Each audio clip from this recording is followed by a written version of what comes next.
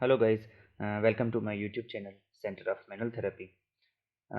ये जो बुक है सूजन जे हॉल, आज हम बायोमैकेनिक्स का जो है बायोमैकेनिक्स ऑफ ह्यूमन स्पाइन वाला चैप्टर करेंगे, चैप्टर नंबर 9 जैसा कि आपको दिख रहा है। ये सूजन जे हॉल बुक है और हम कोशिश करेंगे कि है इन्हीं में से ही जो पहले बुकिश लैंग्वेज को समझने की कोशिश करेंगे और उसके साथ साथ जो है हम उसको एक्सप्लेन करते चलेंगे।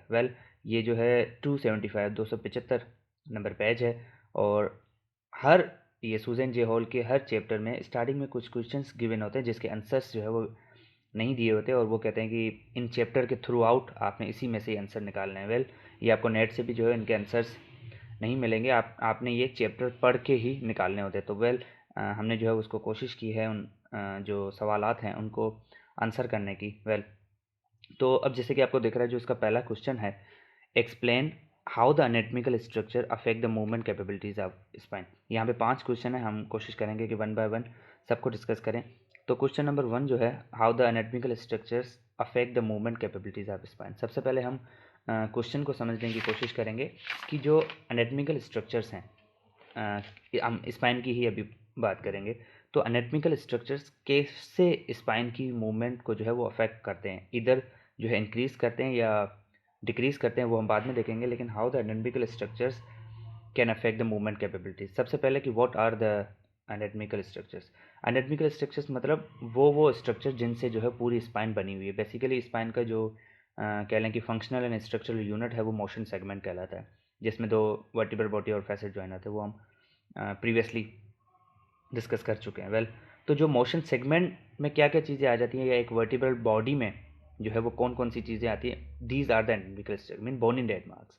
तो यहाँ पे अगर हम देखेंगे, अब जैसे लेट सपोज ये कोई भी जो है लंबर की वर्टिब्रा है, तो सारे वर्टिब्राज में सिर्फ शेप का फ़र्क होता है, बाकी चीज़ें सेम होती हैं। अब जैसे ये वर्टिब्रल बॉडी है, ये बॉडी है, ये वर्टिब्रल फोरामेन है फॉर द स्ट्रक्चर पासिंग, यहाँ से वर्टिब्रल स्ट्रक्चर पास आउट होती हैं। और ये ट्रांसफर्स प्रोसेस है, ये स्पाइनस प्रोसेस है, सुपीरियर आर्टिकुलेटिंग और इन्फीरियर आर्टिकुलेटिंग, ठीक है, ये ट्रांसफर्स प्रोसेस। तो ये जो लैंडमार्क्स हैं, ये जो एनाटॉमिकल स्ट्रक्चर्स हैं, इनकी आपस में रिलेशनशिप की वजह से ही किसी स्पाइन के रीजन में मूवमेंट ज़्यादा है, किसी स्पाइन के रीजन में मूवमेंट जो है वो कम है। जिस तरह लेट सपोज डिफरेंट मूवमेंट जो कि हम आगे डिस्कस करेंगे, तो इनके बीच में जो रिलेशनशिप है बेसिकली वो ही अफेक्ट करता है मूवमेंट को। जिस तरह फेसेंट जॉइंट जो है डिफरेंट रीजन में डिफरेंट एंगल पे ओरिएंटेड है, तो जो फेसेंट जॉइंट की ओरिएंटेशन है वो ही मूवमेंट कैपेबिलिटीज़ को गाइड करती हैं। वही स्पाइन की जो थ्रू आउट मूवमेंट है, जितनी भी रीजन में डिफरेंट जितनी भी मूवमेंट है, कहीं पे ज़्यादा है कहीं पे कम है, just because of the orientation of the facet joint. तो these are the basically anatomical structures. और ये कैसे अफेक्ट करते हैं, हमने लिखना क्या है, या मतलब हम इसका आंसर कैसे कर सकते हैं। पहला तो हो गया कि फेसेंट जॉइंट की जो ओरिएंटेशन है वो अफेक्ट करती है मूवमेंट ऑफ स्पाइन को। अब हम देखते हैं कि फेसेट जॉइंट जो है वो डिफरेंट एंगल पे या किस रीजन में है। जैसे कि हमें पता है कि जितने भी रीजन्स हैं, अ, अब यहाँ पे हम डिफरेंट देखेंगे कि जैसे यहाँ पे डिवाइडेड है सर्वाइकल, थोरेसिक, लंबर रीजन। ये 3 रीजन्स के जो यहाँ पे वर्टिब्रल बॉडी जो है मेंशन्ड है। वर्टिब्रल पूरी जो उसकी वर्टिब्रा है, ये सर्वाइकल की वर्टिब्रा कोई भी ले लो, सर्वाइकल रीजन की, ये थोरेसिक रीजन की, लंबर रीजन की है। अब इनकी आपस में रिलेशनशिप कहीं पे दिखाया गया है कि ट्रांसफर्स प्रोसेस और स्पाइनस प्रोसेस के बीच में एंगल, जैसे यहाँ पे हम देखेंगे तो ये इसने लेटरल व्यू दिखाया हुआ है, ये स्पाइनस प्रोसेस है, ये स्पाइनस प्रोसेस है। ये जो ब्लैक लाइन है ये ट्रांसवर्स प्लेन को इंडिकेट करती है, और ट्रांसवर्स प्लेन में मूवमेंट कौन सी होती है, रोटेशन वगैरह, ठीक है। हर प्लेन की डिफरेंट मूवमेंट है जो कि हम देखेंगे। जैसे सेजेटल प्लेन में फ्लेक्शन एक्सटेंशन होती है, ट्रांसवर्स में रोटेशन होती है, और फ्रंटल प्लेन की जो मूवमेंट है वो एबडक्शन या lateral flexion in case of spine. और ये जो डॉटेड लाइन है ये इंडिकेट करती है फ्रंटल प्लेन को, ठीक है। ये स्पाइनस प्रोसेस है, ये ट्रांसफर, क्योंकि ये लेटरल व्यू दिखाया गया है, ये साइड व्यू दिखाया गया, लेटरल व्यू है। तो ये ट्रांसवर्स प्लेन इस जो आर्टिकुलेटिंग है उनके बीच में एंगल बताइए कितनी है। हम देखते हैं डिफरेंट एरिया में डिफरेंट रीजन में डिफरेंट एंगल है। और ये जो डॉटेड लाइन है ये भी स्पाइनस प्रोसेस से ही इसने एंगल बनाई हुई है। तो ये जो डॉटेड लाइन ये फ्रंटल प्लेन को इंडिकेट करती है, ये जो फुल ब्लैक है ये ट्रांसवर्स प्लेन को इंडिकेट करती है। अब डिफरेंट रीजन में डिफरेंट एंगल है, उसको हम देखते हैं। इसको समझने के लिए बेसिकली एक फॉर्मूला है। फॉर्मूला इस तरह करके है कि एक चीज़ अंडरस्टूड है, वो ये है कि जो एंगल है, कोई भी एंगल हो, जो एंगल है वो इन्वर्सली प्रोपोर्शनल है टू द मूवमेंट। मतलब जिस प्लेन में जितनी भी एंगल होगी, जितनी भी एंगल, अगर एंगल कम होगी तो उसकी मूवमेंट ज़्यादा होगी, अगर मूवमेंट ज़्यादा है तो एंगल कम होगी। ये इन्वर्सली प्रोपोर्शनल जो है रिलेशनशिप है बेसिकली। अब हम देखते हैं रीजन वाइज। अब लेट सपोज आप, जैसे कि मैंने बताया कि एंगल जो है वो इन्वर्सली प्रोपोर्शनल है टू द मूवमेंट। तो जो 90 है वो मैक्सिमम मूवमेंट है। अगर ये लंबर रीजन की बात कर, लंबर रीजन पे हम देख रहे हैं, 90 मूवमेंट जो है मैक्सिमम है, 60 उससे कम है और 45 उससे कम है। अगर 90, ये ट्रांसवर्स प्लेन की बात हो रही है, 90 जो है एंगल सबसे ज़्यादा है, तो यहाँ पे जो मूवमेंट होगी किसकी, ट्रांसवर्स प्लेन की, वो सबसे कम होगी, मीन्स ज़ीरो होगी। तो ट्रांसफर प्लेन की जो भी मूवमेंट होगी उसको हम देखते हैं, वैसे तो रोटेशन है लेकिन हम देखेंगे कि वो ज़ीरो होगी। 60 90 से भी कम है तो इस पर जो है मूवमेंट किसकी, ट्रांसवर्स प्लेन की, वो सम हाउ होगी, मिनिमम होगी। और 45 एज़ कम्पेयर टू द 90, और 45 60 से भी कम है तो इसकी जो मूवमेंट है ट्रांसवर्स प्लेन की रोटेशन, वो 60 से भी ज़्यादा होगी। इट मीन्स ट्रांसवर्स प्लेन की मूवमेंट कौन सी है, रोटेशन। तो रोटेशन जो है वो लंबर पे ज़ीरो होती है, ज़ीरो होगी क्योंकि इसकी एंगल सबसे ज़्यादा है, फेसेट जॉइंट की ओरिएंटेशन। 60 90 से कम है तो यहाँ पे जो रोटेशन है वो सम हाउ होगी, मिनिमम कह लो। और जो 45 60 से भी कम है तो यहाँ पे जो मूवमेंट है, एंगल जो है कम है, तो मूवमेंट जो है वो मैक्सिमम होगी as compare to the 60। It means rotation at the lumbar is zero, at rotation at the thoracic is minimum and the rotation at the cervical maximum. तो ये एक हिंट है या ट्रिक है कि एंगल जो है वो इन्वर्सली प्रोपोर्शनल है to the relationship, sorry, angle is inversely proportional to the movement.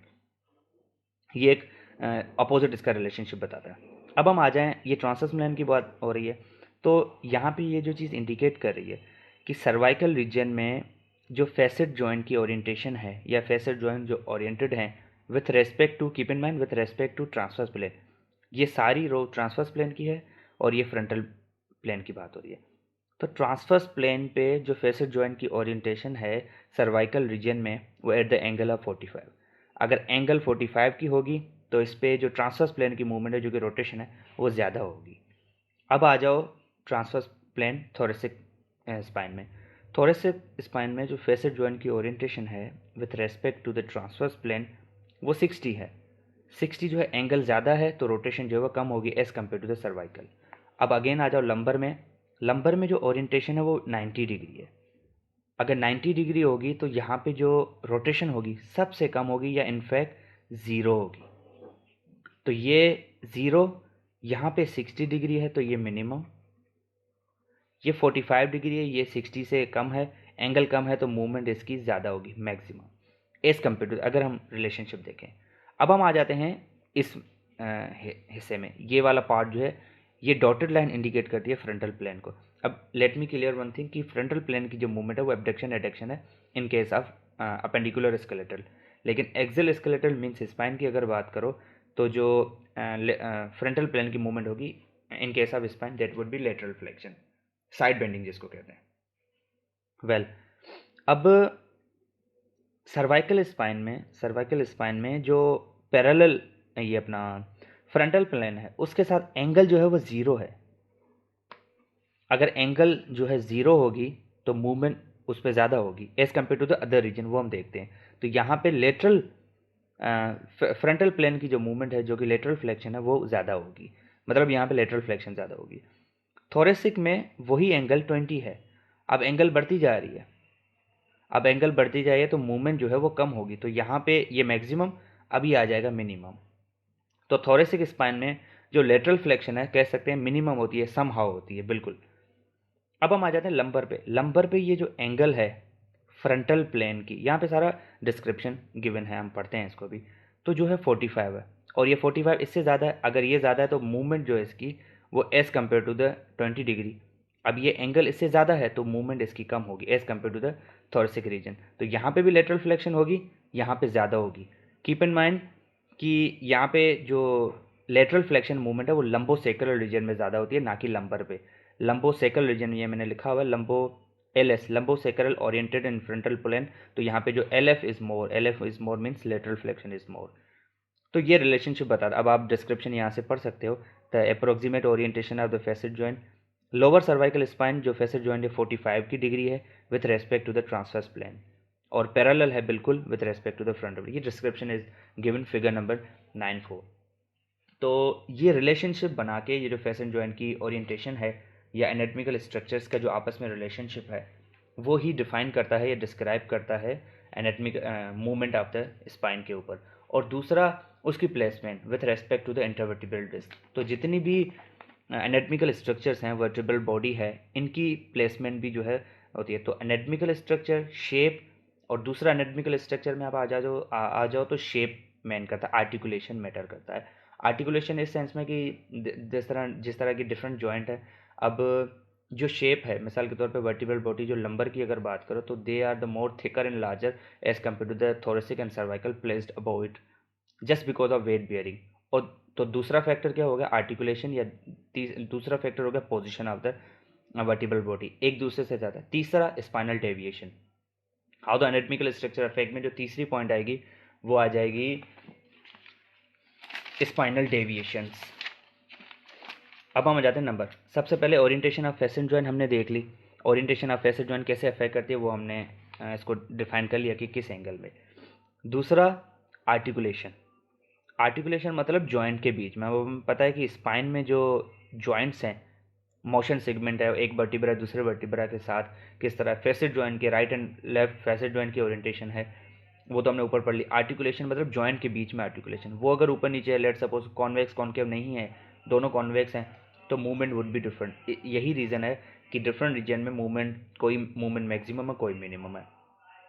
उसके बाद अगर आप एनाटॉमिकल स्ट्रक्चर्स की बात करो तो एंगुलेशन हो गई, आर्टिकुलेशन हो गई, उसके साथ साथ आपकी पोजीशन हो गई, intervertebral disc. Intervertebral disc,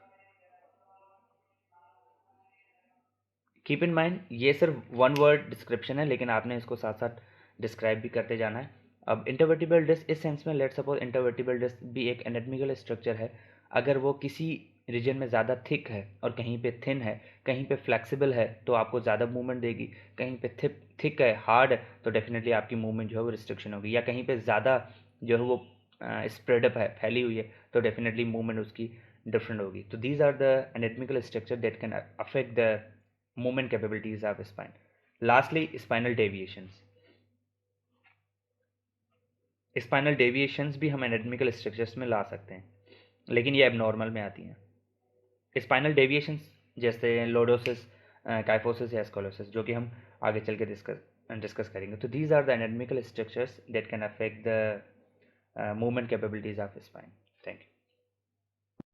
Hello guys, let's move on the second question from the chapter number 9 Biomechanics of Human Spine, Susan J. Hall book.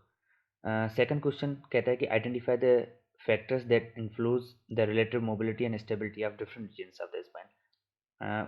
अब सवाल ये कहता है कि जो सबसे पहले कि रीजन्स स्पाइन के कितने हैं। We know that they are the 5 regions of the spine, वो हम एनाटॉमी में भी पढ़ चुके हैं। वेल, आइडेंटिफाई करना है। अब ये सवाल कहता है कि वो फैक्टर्स जो स्पाइन की मोबिलिटी और स्टेबिलिटी को घटाता है, कम करता है। इन्फ्लुएंस मतलब वहाँ पे उसका हम नेगेटिव इफेक्ट देखेंगे। वैसे कुछ फैक्टर्स ऐसे भी हैं जो मोबिलिटी को घटाते भी हैं और कम भी करते हैं और बढ़ाते भी हैं, लेकिन यहाँ पे हम सिर्फ देखेंगे वो जो डिक्रीज़ करते हैं। तो वो फैक्टर्स और या वो कंडीशन या वो शराइत या वो चीज़ें, स्ट्रक्चर्स हमने देखनी है जो कि मूवमेंट और स्टेबिलिटी किसकी, स्पाइन की जो है उसको कम करते हैं। तो हम उनको वन बाय वन स्टडी करेंगे। अब लेट्स नंबर 1, लेट्स सपोज अगर हम यहाँ पे नंबरिंग या टेबल के फॉर्म में देखें। नंबर वन द शेप या आर्टिकुलेशन। अब हमें पता है कि एक जॉइंट जो है वो कम से कम मिनिमम जो है वो 2 बोन्स के थ्रू मिलता है। अब इनका जो शेप है, डेफिनेटली एक बोन जिस शेप में होगी, जिस तरह हमने कॉन्वेक्स कॉन्केव रूल की बात की, मिसाल के तौर पे ग्लेनोह्यूमरल शोल्डर जॉइंट की अगर हम बात करें, या स्पाइन में ही हम आर्टिकुलेशन देखते हैं तो मोशन सेगमेंट की अगर हम बात करें, शेप से मुराद की एक जो बोन है, जो जॉइंट की जो एक सेगमेंट है, एक बोन है, उसका जो शेप होगा दूसरा भी उसी शेप के हिसाब से फिक्स होगा। लेट सपोज जिस तरह कॉन्वेक्स कॉन्केव की अगर हम बात करें, अगर दोनों कॉन्केव होंगे तो डेफिनेटली वो एक दूसरे के ऊपर स्टेबल नहीं हो सकते, एक दूसरे के ऊपर फिक्स नहीं हो सकते। एक का होना कॉन्वेक्स होना ज़रूरी है, एक का कॉन्केव होना ज़्यादा ज़रूरी है। अब स्पाइन का अगर हम मिसाल दें, स्पाइन में अगर हम देखेंगे कि जो वर्टिब्रल बॉडी है वो डिस्क के थ्रू दूसरी वर्टिबल बॉडी से मीट करती है। अब इसी तरह अगर डायरेक्टली वर्टिबल बॉडी दूसरी वर्टिबल बॉडी से मिलेगी तो डेफिनेटली मूवमेंट जो है वो रिस्ट्रिक्ट हो जाएगी, इनफैक्ट स्टेबिलिटी आल्सो। उसके अलावा अगर हम देखेंगे तो फेसल जॉइंट की हमने ओरिएंटेशन देखी थी कि स्पाइनस प्रोसेस और ट्रांसफर प्रोसेस के बीच में एक एंगल है। अगर सारी जगह पे ये एक ही शेप में हो तो डेफिनेटली मूवमेंट जो है वो पॉसिबिलिटी नहीं है। तीसरा अगर शेप का जो हम बेस्ट मिसाल दें वो देंगे हम उसमें कर्व्स के ऊपर। हम देखेंगे कि कहीं पे लॉर्डोटिक कर्व है, कहीं पे जो है वो काइफोटिक कर्व है, जिस तरह सर्वाइकल है या प्राइमरी और सेकेंडरी कर्व्स हैं, स्पाइनल जो कर्व्स हैं। अगर ये कर्व्स ना होते तो ये कर्व्स की जो डिज़ाइन है या जो शेप है, यही रीज़न है कि डिफरेंट रीजन में मूवमेंट ज़्यादा है, किसी रीजन में कम है। जिस तरह सर्वाइकल में रोटेशन है तो लंबर में बिल्कुल ज़ीरो है, या थोरेसिक में लेटरल फ्लेक्शन है, इस तरह करके डिफरेंट रीजन में। तो जो शेप इंडिकेट करता है, एक तो बोन टू बोन इंडिकेट करता है, दूसरा जो एक बोन है या जो स्पाइन है वो किसी और पे कैसे प्लेस की गई है, तो जिसको हम आर्टिकुलेशन वगैरह।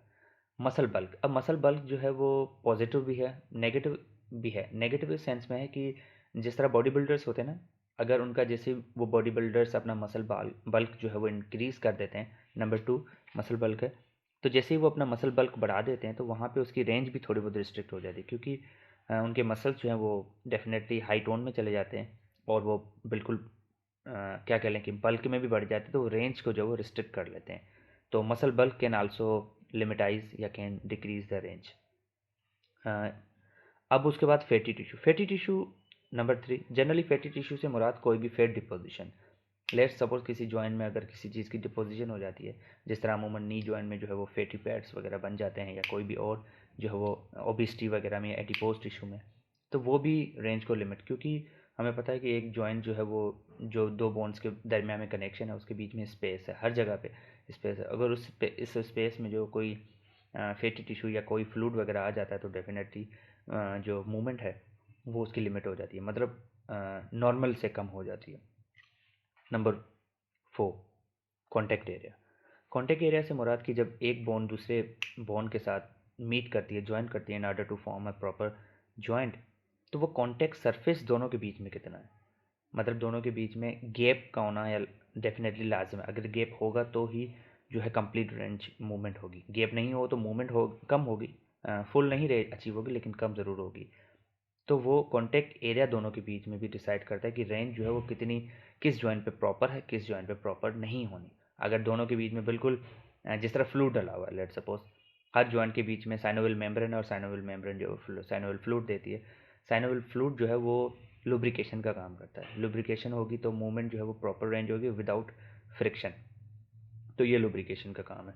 तो ये कॉन्टैक्ट एरिया भी अगर बिल्कुल एक दूसरे से जो है रिस्ट्रिक्टेड है और बिल्कुल आपस में जो मिले हुए हैं तो मूवमेंट पॉसिबल नहीं होगी। और इसी पोजीशन को हम क्लोज पैक पोजीशन कह सकते हैं। क्लोज पैक पोजीशन में भी यही होता है कि एक बोन जो है दूसरे बोन के साथ मैक्सिमम ही जो कॉन्ग्रुएंट हो जाती है और मीट कर जाती है, और there is no further space, if there is no further space there is no possibility of the further movement.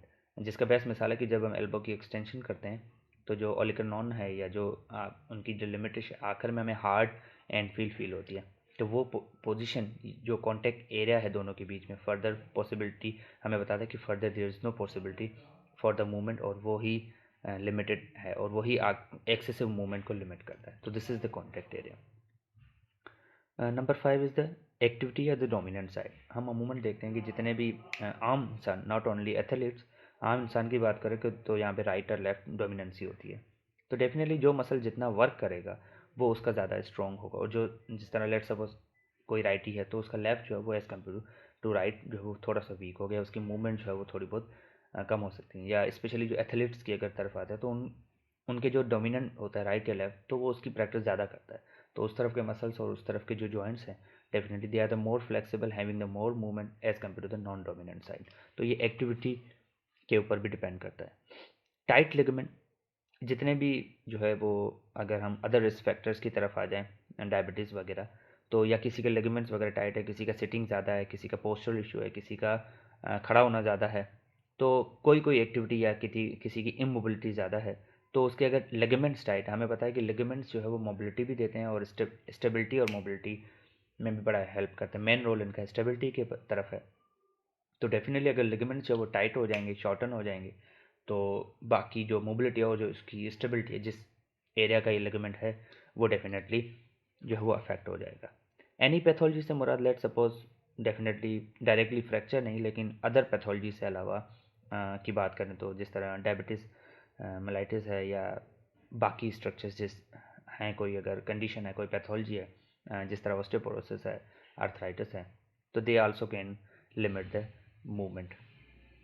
Obesity is also one of the factor, कह लें कि मेन फैक्टर है। ओबिसिटी है डेफिनेटली इनएक्टिविटी ज़्यादा होगी, obesity है आपकी तो आपकी जो रेंजेस हैं वो कम होंगी।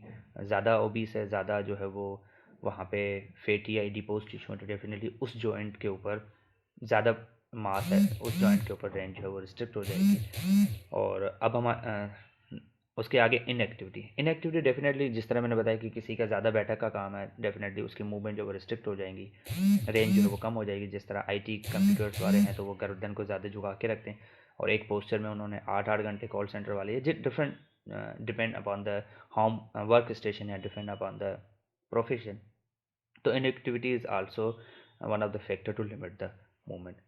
उसके अलावा अदर रिस्क फैक्टर्स की बात करें, नंबर 10 की बात करें, अदर रिस्क फैक्टर से मुराद कोई रिस्क फैक्टर से मुराद डायबिटीज़ मेलाइटिस है और कोई पल्मोनरी इश्यूज़ है, या जिस तरह नेक्स्ट जो है सिस्टमिक इलनेस से मुराद की कोई कार्डियोपल्मोनरी इशू है, किसी को ब्रीदिंग इशू है, किसी को एस्थमा है या कोई अदर सिस्टमिक इलनेस है, तो डेफिनेटली उसको जो है वो प्रिस्क्राइब किया जाता है कि आप मूवमेंट को जो है वो या कम एक्टिविटी वगैरह करें, भाग दौड़ वगैरह, या किसी को हार्ट इशू है, कार्डियक इशू है, इस तरह करके। वेल, तो ये फैक्टर्स हैं जो कि मोबिलिटी को जो है रिस्ट्रिक्ट करते हैं। इसके अलावा जिस तरह मसल टाइटनेस है, जिस तरह मसल बल्क में आ गया, नेगेटिवली देखें तो मसल टाइटनेस है, कोई पैथोलॉजी से मुराद कोई टीयर है, कोई लिगामेंटस टीयर है, एंकल स्प्रेन है, या कोई बोन की पैथोलॉजी है, फ्रैक्चर है, डिसलोकेशन है, रिकरेंट डिसलोकेशन है, तो दीज आप उसको जो है वो। Hello guys, let's continue with the third question, chapter number 9, biomechanics of human spine. Number third question is the explain the ways in which spine is adapted to carry out its biomechanical function। सबसे पहले biomechanical function जो है spine के से मुराद की जो भी normal उसके फंक्शंस हैं, कैरी जो टास्क हैं, फ्लेक्शन एक्सटेंशन या जो भी मूवमेंट्स हैं, लेटरल फ्लेक्शन रोटेशन, वही उसके बायोमेकेनिकल फंक्शंस हैं। बायोमेकेनिकल फंक्शन से मुराद कि ये तो उसकी नॉर्मल एनेटमिकल फंक्शंस हो गए। बायोमेकेनिकल फंक्शन से मुराद लोड, और बायोमेकेनिकल फंक्शन से मुराद शॉक एब्जॉर्प्शन, कि वो किस तरह जो है वो हम डिफरेंट, जिस तरह अगर हम कोई चीज़ उठाते हैं ग्राउंड से तो हम ट्रंक की फ्लेक्शन करते हैं, तो डेफिनेटली उस दौरान वो किस तरह अपने आप को अडॉप्ट करती है। दीज ये बेसिकली एक मकसद है, या ये चीज़ वो पूछना चाह रहा है बेसिकली, तो किस तरह स्पाइन जो है अपने आप को अडॉप्ट करके नॉर्मली बायोमेकेनिकल फंक्शन करती है। तो बायोमेकेनिकल फंक्शंस जो है वो यही होंगे, शॉक एब्जॉर्प्शन हो गया, लोड हो गया, और डिफरेंट लोड्स हैं जिस तरह कंप्रेशन लोड है, स्ट्रेस लोड है, शीयर फोर्स है, डिफरेंट एक्सेल लोड है सबसे ज़्यादा, या जो भी हैं डिफरेंट पोजीशन में कि सिटिंग में कौन से हैं, स्टैंडिंग में कौन से हैं लोड्स की अगर हम बात करें। तो अब मतलब वो किस तरह से स्पाइन जो है वो बनी हुई है। अब उसका जो बेस्ट मिसाल है, लेट सपोज हमें पता है कि स्पाइन जो है वो एस शेप है बेसिकली, तो जो स्पाइनल कर्व्स हैं वो उसको अच्छे तरीके से डेमोन्स्ट्रेट करते हैं कि जिस तरह कर्व्स जो है वो कौन सा कर्व, जिस तरह हमें पता है थोड़े सेकंड जो सैक्रल कर्व्स हैं वो एंटीरियरली कॉन्केव हैं, पोस्टीरियरली कॉन्वेक्स हैं, इस तरह करके आगे चल के जो कि प्रेजेंट है बर्ड पे प्राइमरी और सेकेंडरी कर्व, वो स्पाइनल कर्व्स वाली वीडियो में हम देखेंगे। लंबर एंड सर्वाइकल कर्व जो है वो कॉन्केव होते हैं पोस्टीरियरली, जैसे कि यहाँ पे हमें दिखेगा। अब ये जो सर्वाइकल कर्व है ये कॉन्वेक्स है एंटीरियरली और कॉन्केव है पोस्टीरियरली, इस तरह। तो ये जो शेप बना है, अगर ये शेप ना हो और बिल्कुल जो है वो स्पाइन स्ट्रेट हो, तो डेफिनेटली मूवमेंट रिस्ट्रिक्ट हो जाती है, मूवमेंट वो पॉसिबल नहीं होगी जो कि मैक्सिमम हमने अचीव करनी है। तो दीज स्पाइनल कर्व्स जो है basically they provide they mainly enable the spine for the shock absorption. जब भी हम कोई वेट, छोटा सा वेट हम जब कैरी करते हैं तो डेफिनेटली स्पाइन के ऊपर एक लोड आता है। तो स्पाइनल कर्व्स जो है वो एक उसका जो शेप है वो हमें डेमोन्स्ट्रेट करता है बेसिकली कि जो स्पाइन किस तरह रिएक्ट करता है। लेट सपोज अगर हम स्टैंडिंग में भी खड़े हैं ना, तो जो हेड है हमारा, या जो पूरे ऑक्सीपिट का जो वेट है वो डेफिनेटली एक लोड प्रोवाइड कर रहा है, जिसको हम एक्सेल लोड कहेंगे, जो कि हम आगे डिस्कस करेंगे। तो स्पाइनल कर्व्स इज़ आल्सो कह लें कि एक फैक्टर है, या स्पाइनल कर्व्स जो है वो अपने आप को मॉडिफाई करता है, अपने आप को चेंज करता है to perform different task. Let suppose जिस तरह हम अगर हम कोई झुक के चीज़ उठाते हैं ज़मीन से, तो डेफिनेटली कहीं पे फ्लेक्शन हो रही है, कहीं पे एक्सटेंशन हो रही है, तो एक इन दोनों की आपस में पूरी स्पाइन की एक कोऑर्डिनेशन है। तो इन दिस वे है स्पाइन जो है वो किस तरह बैंड होती है। अब जब जैसे कि मैंने मिसाल दिया कि कोई चीज़ हम उठाते हैं, तो जो स्पाइनस प्रोसेस है वो एक दूसरे से सेपरेट होते हैं, एक दूसरे से अलग हो रहे होते हैं, क्योंकि सारी पोजीशन फ्लेक्शन हो रही है, डाउनवर्ड फॉरवर्ड पोजीशन में हो रही है। तो इस तरह करके वो एक फैक्टर हो गया बॉल एंड सॉकेट जॉइंट। अब दूसरा फैक्टर है बॉल एंड सॉकेट जॉइंट। अगर ये बॉल एंड सॉकेट जॉइंट आप इनके बीच इनके दरमियान में नहीं होते, इनके शेप जो है आपस में जॉइंट के दरमियान ये चीज़ ना होती, तो डेफिनेटली मूवमेंट पूरी अचीव नहीं होती। हमें पता है कि कोई मूवमेंट किस रीजन पे ज़्यादा है, कोई मूवमेंट किस रीजन पे। ये शेप ऑफ जॉइंट है, ये जॉइंट का एक टाइप है बॉल एंड सॉकेट जॉइंट, जो कि मोस्ट फ्रीली मूवेबल जॉइंट कह लो, या जो है सबसे ज़्यादा मूवमेंट देने वाला, सबसे ज़्यादा डिग्री ऑफ फ्रीडम देने वाला जो है जॉइंट है, वो बॉल एंड सॉकेट जॉइंट है। तो अगर ये ball and circle joint through out the spine ना होती आर्टिकुलेशन, तो डेफिनेटली मूवमेंट जो है वो रिस्ट्रिक्टेड हो जाती। तो बॉल एंड सॉकेट जॉइंट उसको नेचुरली बनाकर भी एक जो है वो उसको ज़्यादा मूवमेंट दी गई है स्पाइन के ऊपर। दूसरा तीसरा फैक्टर अगर हम देखेंगे, नंबर 1 ये 2, नंबर 3, अगर स्पाइनस प्रोसेस के अगर साइज़ और शेप की अगर हम बात करें, तो स्पाइनस प्रोसेस हम देखेंगे कहीं पे जो है वो छोटे हैं, कहीं पे जो है थोड़े से निकले हुए हैं, कहीं पे ज़्यादा पोस्टीरियरली ज़्यादा बड़े हैं।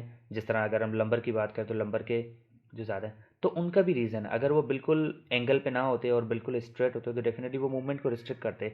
तो एक नेचुरली उसको एक शेप में रखा गया, जिस तरह हमने फैसेट जॉइंट की ओरिएंटेशन पढ़ी, तो स्पाइनल प्रोसेस की भी एक ओरिएंटेशन है या एक एंगल पे जो है रखे गए हैं। अगर वो बिल्कुल स्ट्रेट होते तो डेफिनेटली वो मूवमेंट पॉसिबल ना होती जो कि हमें नेचुरली चाहिए। तो इन दिस वे स्पाइन, अब जिस तरह हम झुकते हैं तो स्पाइनस प्रोसेस एक दूसरे से अलग होते हैं। तो in this way both spinous process go away from each other in order to perform spinal या ट्रंक फ्लेक्शन।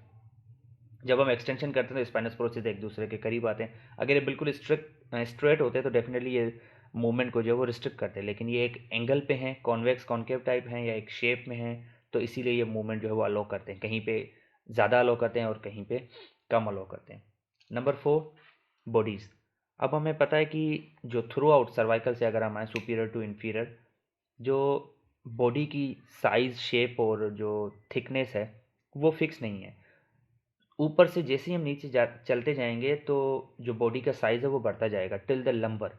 लंबर अगर हम देखेंगे, लंबर जो वर्टिब्रा है उसकी जो बॉडी है वो सबसे बड़ी है। अगर यहाँ पे हम देखेंगे, ये सर्वाइकल है, सर्वाइकल वर्टिब्रा, ये थोरेसिक और ये लंबर है। यहाँ पे हम देखेंगे थोरेसिक वर्टिब्रा की बॉडी सबसे ज़्यादा है, ऊपर से कम है, छोटी है, उससे ज़्यादा है और उससे भी ज़्यादा है। उसका रीज़न होता है कि इन वर्टिब्रल बॉडी ने ही एक दूसरे का वेट उठाना है। सर्वाइकल ने किसका वेट नहीं उठाना, सर्वाइकल ने सिर्फ सर्वाइकल हेड का उठाना है, अपना ही उठाना है। थोरेसिक ने सर्वाइकल का उठाना है, लेकिन लंबर ने थोरेसिक का भी उठाना है 12 वर्टिब्रास का, और 7 जो है सर्वाइकल वर्टिब्रास, और अपना तो अलग से ही है। तो उसने सबसे ज़्यादा उठाना है, इसीलिए उनका जो बेस ऑफ सपोर्ट है या जो उसकी थिकनेस हो या कह लें कि जो हाइट है वो सबसे ज़्यादा है, और वो स्ट्रॉन्गर भी हैं। तो वो सरफेस एरिया में भी एक दूसरे से बड़े हैं, जैसे कि यहाँ पे हमें दिखेगा सरफेस एरिया में भी और थिकनेस भी ज़्यादा हो। तो thickness is also a factor. तो जो वर्टिब्रल बॉडीज़ हैं वो थिकर एंड लार्जर जितनी ज़्यादा होंगी उतनी स्टेबिलिटी और जो आपको वो ज़्यादा शॉक एब्जॉर्प्शन का रोल जो है वो प्ले कर सकती है। Number 5, fusion. फ्यूजन से मुराद कि जब ये आपस में जॉइंट बनाते हैं या जो जो स्पाइन किया, अब ये जितना एक दूसरे से आपस में फ्यूज़ होंगे, लेट सपोज दो वर्टिब्रास आपस में ज़्यादा जितनी फ्यूज़ होंगे, डेफिनेटली वो स्टेबल तो ज़्यादा होंगे, लेकिन वहाँ पे मूवमेंट बहुत कम होगी। तो उसको नेचुरली भी एक डिस्क इन दोनों के दरमियान में हर दो वर्टिब्रा के दरमियान में एक डिस्क प्लेस की गई, जिस तीनों को मिला के मोशन सेगमेंट कहते हैं। वो नेचुरली इस तरह से प्लेस की गई है कि जो मूवमेंट है वो एक प्रॉपर हो। कहीं पे मूवमेंट रिस्ट्रिक्टेड डेफिनेटली, कहीं पे नेचुरली कम है, लेकिन उनको नेचुरली एक ऑर्डर में प्लेस किया गया है। अब डिस्क की हम देखेंगे तो इंटरवर्टिबल डिस्क को भी अगर हम आगे देखेंगे तो वो न्यूक्लियस पल्पोसस और एंडोस फाइब्रोसिस, वेल उसको हम इंटरवर्टिबल डिस्क में पढ़ेंगे। तो इन दोनों की जो फ्यूजन है वो भी मैटर करते हैं। तो नेचुरली इनको इस तरह से जो है वो मिलाया गया है कि ये एक दूसरे से बिल्कुल अलग भी नहीं हो जाते और एक दूसरे से बिल्कुल फ्यूज़ नहीं हो जाते। अगर इन दोनों में से नेचुरली वो एक जगह में प्लेस्ड हैं, अगर इन दोनों में से कोई भी फैक्टर होगा, ज़्यादा फ्यूज़ हो जाएंगी या ज़्यादा अवे हो जाएंगी एक दूसरे से, तो मूवमेंट जो है वो डेफिनेटली रिस्ट्रिक्टेड होगी। Number 6, shape. Number 6 is the shape.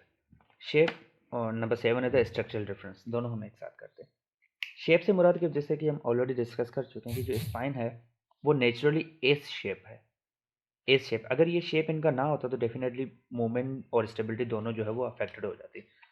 तो इनका शेप भी जो है वो बड़ा मैटर करता है, जो कि हमने स्पाइनल कर्व्स में पढ़ा था कि कहीं पे ये एंटीरियरली हैं, कहीं पे जो वो पोस्टीरियरली जो कॉन्वेक्स हैं या कॉन्केव हैं, इस तरह करके। तो इनका शेप भी बड़ा अफेक्ट करता है। नॉर्मली इन चीज़ों से जो हट जाती है उसको हम स्पाइनल डेविएशंस कहते हैं, जिस तरह लॉर्डोसिस, स्कॉलियोसिस वगैरह हो गया, जैसे कि यहाँ पे हम देखेंगे। तो ये एक एस शेप जो है वर्टिकल अलाइनमेंट है, ये बड़ी इंपॉर्टेंट है। अगर ये थोड़ी सी भी ऊपर नीचे हो जाए, जिस तरह ये लॉर्डोसिस है तो इसमें एंटीरियर पेल्विक टिल्ट जो है वो हो जाता है, तो इसकी जो मूवमेंट है सम हाउ कहीं पे रिस्ट्रिक्टेड हो जाएंगी, कहीं पे जो वो एक्सेसिस में चली जाएंगी। या इसकी जिस तरह ये जिमनास्ट परफॉर्म कर रही है, ये हाइपर एक्सटेंशन, डेफिनेटली ज़्यादा अगर हाइपर एक्सटेंशन होगी तो ये तभी पॉसिबल है जब आपका एंटीरियर पेल्विक टिल्ट है। तो जो रिपीटेड हाइपर एक्सटेंशन है वो भी एंटीरियर पेल्विक टिल्ट कॉज करती है। बहरहाल वो हम अलग डिस्कस करेंगे। तो जो शेप है स्पाइन का वो नॉर्मल बड़ा मैटर करता है। अगर ये नॉर्मली ना होता तो मूवमेंट। अब एक बेस्ट मिसाल अगर हम स्पाइनल कर्व्स में दें तो एट द एज ऑफ जो स्टार्टिंग एज है 10 साल तक, जो लंबर कर्व्स हैं वो डेवलप नहीं होते। लॉर्डोटिक कर्व नॉर्मल की बात करो तो वो डेवलप नहीं होते। यहाँ पे देखेंगे ये जो 3 साल बच्ची है, इसकी जो लंबर है वो स्टिल स्ट्रेट है, क्योंकि यहाँ पे अभी तक लॉर्डोटिक कर्व, क्योंकि इसने कोई वेट बेयरिंग नहीं की, ना इसने कोई वजन उठाया। तो डेफिनेटली ये with the passage of time, with the adaptation आती है।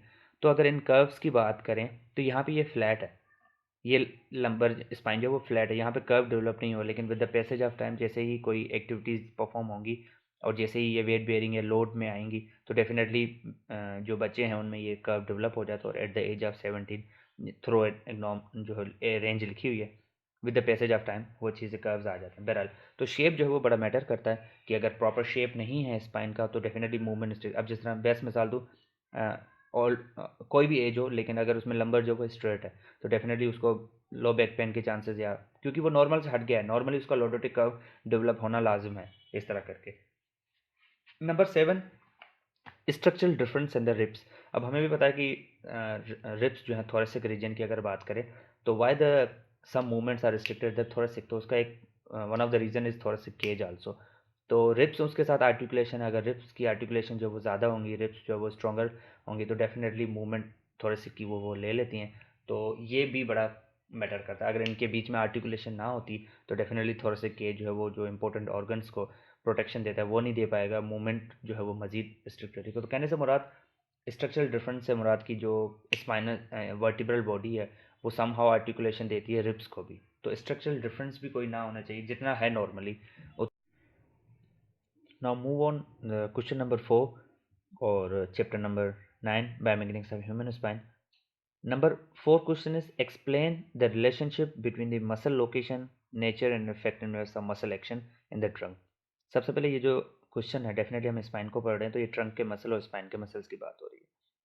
तो ये एक सवाल में 3 चीज़ें पूछ रहा है कि आपने हर मसल, या वो सबसे पहले वो मसल्स जो कि ट्रंक में आते हैं एंटीरियरली और पोस्टीरियरली उसको हम देखेंगे, तो उनके बारे में 3 चीज़ें पूछता है।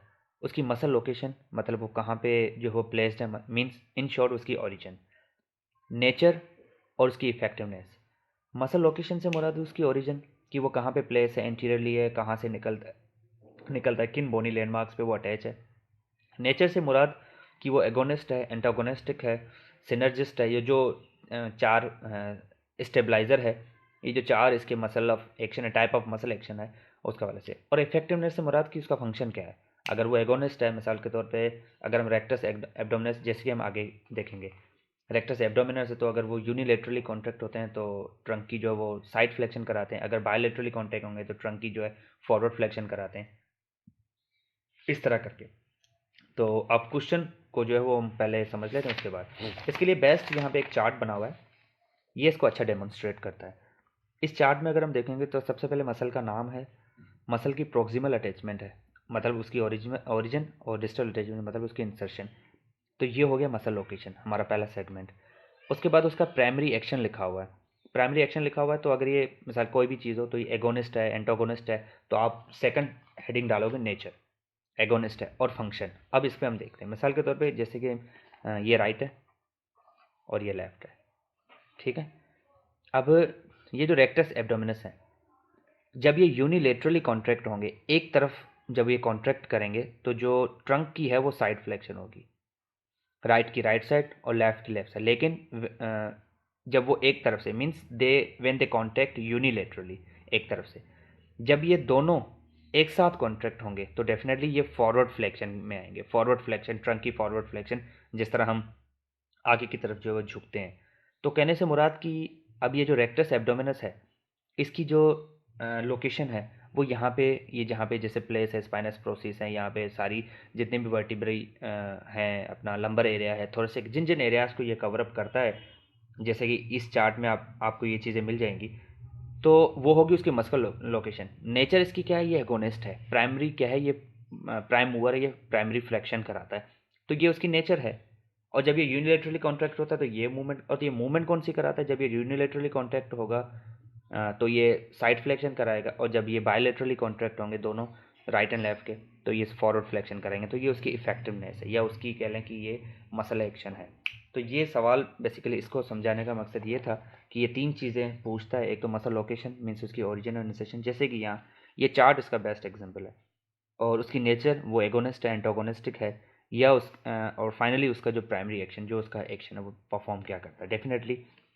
अब देयर आर द 5 रीजन्स, तो हम स्पाइन की थ्रू आउट अगर बात करें तो डिफरेंट रीजन में, ये अब लंबर हो गया मिसाल के तौर पे। अब आप सर्वाइकल पे आ जाओ, तो ये सर्वाइकल के मसल्स हैं। अब हम सर्वाइकल की अगर बात करें तो लेट सपोज जिस तरह ये सर्वाइकल के मसल्स हैं, एसीएम, स्टेनोक्लेडोमास्टोइड। अब जब स्टेनोक्लेडोमास्टोइड ये दो हैं, ये राइट है, ये लेफ्ट है। अब ये राइट है, ये लेफ्ट है।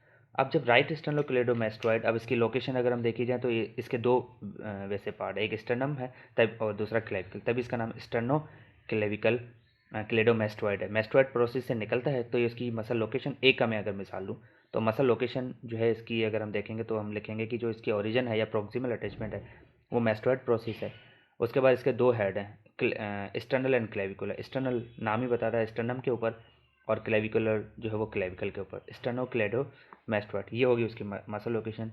अगर हम इसके नेचर की बात करें तो इसका प्राइम मूवर कौन सा है, जब ये यूनिलेटरली कॉन्ट्रैक्ट होता है। इफेक्टिवनेस की बात करें, यूनिलेटरली कॉन्ट्रैक्ट होता है तो आपकी सर्वाइकल की जो है साइड फ्लेक्शन होती है और रोटेशन भी होती है। इसके फंक्शंस में हम जाके इसको देख लेंगे। जब ये बायलेटरली कॉन्ट्रैक्ट होंगे तो डेफिनेटली ये जो फॉरवर्ड फ्लेक्शन है उसमें भी बड़ा रोल प्ले करते हैं। वेल, तो कहने से मुराद की तीन चीज़ें ये एक सवाल पूछ रहा है। मसल लोकेशन, आपने उसकी मसल लोकेशन लिखनी है, ओरिजिन और इंसर्शन, उसकी नेचर लिखनी है कि वो एगोनिस्ट है, एंटागोनिस्टिक है, या क्या करता है, और इफेक्टिवनेस से मुराद कि वो एक्शन जब वो यूनिलेटरली कॉन्ट्रैक्ट होगा तो क्या परफॉर्म करेगा, जब बायलेटरली होगा तो कौन सी मूवमेंट पॉसिबल होगी।